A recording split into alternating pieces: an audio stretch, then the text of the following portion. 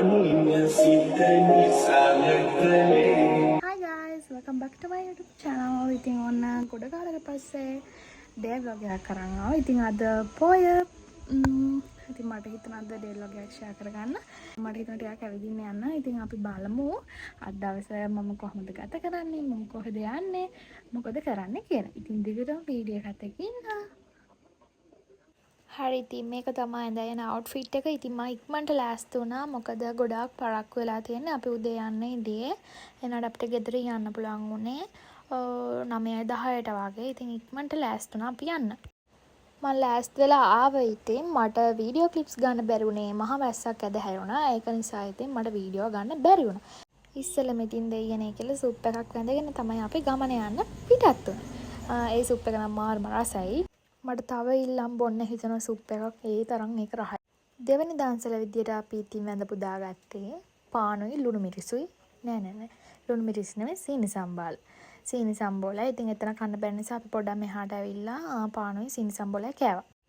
ඊට පස්සේ අපිට හම්බුනේ සවුදන්සලක්. ඉතින් ඒකේ පාට පේනවනේ මාරම රහ පාටයි. ඉතින් මම සවුද ගත්තරම් පොඩ්ඩක් යහට ගියා. අනේ දෙයනේ ඒක බොන්න ගත්තට පස්සේ දන්නේ ඒකේ සීනි නෑ. ඒනට ඉතින් කරන්න දෙයක් නැහැ. සීනි ඉල්ල ගන්නත් බෑ. ඉතින් බිව්වා.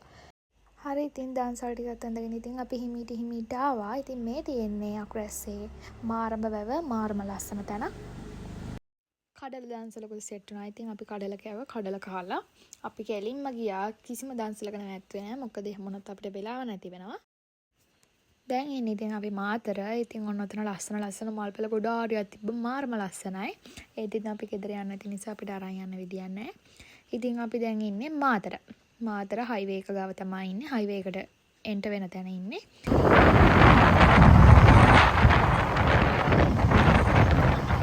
දැන් අපි ඇවිත් ඉන්නේ පොල්හේන මුහුදු වෙරළට. බෙදන ගොඩක් ලස්සන නිස්කලංක තැනක්. මුහුද බලන්න, නිදහසේ කාලය ගත කරන්න, පවුලේ අය එක්ක විනෝද වෙන්න ගොඩක් අය මෙතෙන්ට එනවා.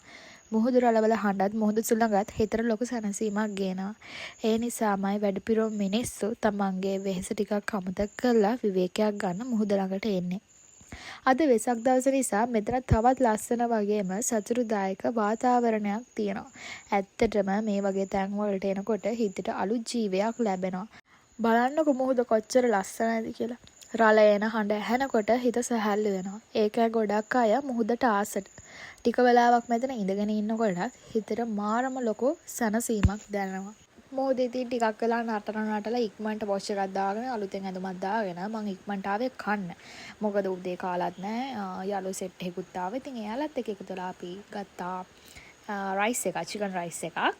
එකමත් රටක ආයේ අමාපෙම් හසකෙන් යයි පිපින්නම් විඳින්නම් ආදරේ වයන්නම් හදවීනාවේ සුපෙම්බරගී සංසාරේ සොයන්නම් සිපින්නම් නැතිවෝ ආදරේ ගිලන් වෙලා සඳත් නෙදා හොයන්න බලන්න කවුරුත් නෑ තුරුල් වෙලා ලවන්තෙමු මගේ කුමරු ගිලන් වෙලා හරි ඉතින් අපි කාලේ ඉවර වෙලා ගියේ යාළුවගේ ගෙදර. එහෙ චුට්ටක් වෙලා ඉඳලා මගේ ෆෝන් එකේ charge තිබෙන්නේ නැහැ. ෆෝන් එක charge කරගෙන අපි ආවේ කූඩු බලන්න. මොකද lights දාන්නෙත් රෑ වෙලා. ඉතින් අපි යාළුවලා ගෙදරින් 7ට විතර ආවා කූඩු බලන්න. ඉතින් පේනවනේ ලස්සන මාරම ලස්සනයි. මේ ඔක්කොම ආමිකේ අය හදලා තියෙන දේවල්. ඉතින් එහාට තියෙන්නේ ඔක්කොම මාතර තියෙන කූඩු, තොරන් හැමදේම තියෙනවා. ඉතින් අපි බලමු.